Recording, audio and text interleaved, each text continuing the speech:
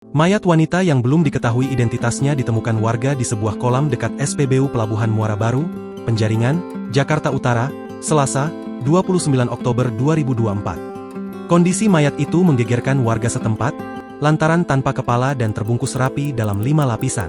Pembungkusnya terdiri dari kardus, karung, selimut, kardus lagi, dan kasur yang melapisi bagian dalam, tempat tubuh korban tanpa kepala tersebut disimpan. Bungkusan mencurigakan itu pertama kali ditemukan oleh seorang buruh kapal ikan. Menurut Denny Zaelani, 34, saksi yang juga bekerja di dekat lokasi, buruh kapal tersebut awalnya sedang istirahat di dermaga ketika melihat bungkusan besar mencurigakan mengambang di air. Biasa mau bongkaran ikan, mau ngopi terus ngadem di sini melihat ke arah air. Ada buntalan mencurigakan di pinggir, terus lapor ke saya, ujar Denny. Denny bersama saksi lainnya akhirnya membawa bungkusan tersebut ke daratan.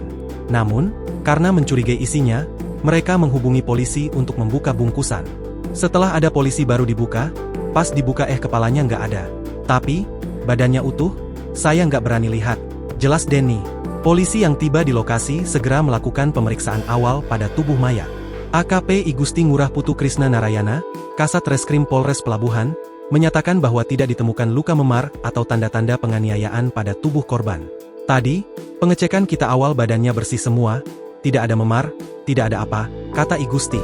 Dari kondisi darah yang masih segar, polisi menduga korban tewas kurang dari 24 jam sebelum ditemukan. Meski belum dapat memastikan penyebab kematian, polisi menduga kuat kasus ini merupakan pembunuhan. Igusti menyebut kemungkinan besar penyebab kematian terkait dengan hilangnya kepala korban.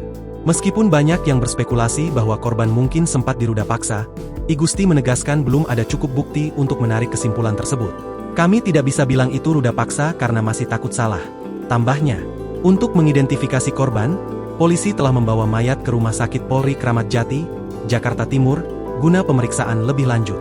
Upaya pencarian kepala korban juga dilakukan dengan bantuan anjing pelacak, meski sejauh ini belum membuahkan hasil. Polisi berharap identitas korban dapat segera diketahui agar pihak keluarga bisa membantu menjelaskan kejadian yang sebenarnya dan memberi petunjuk terkait penyebab kematian.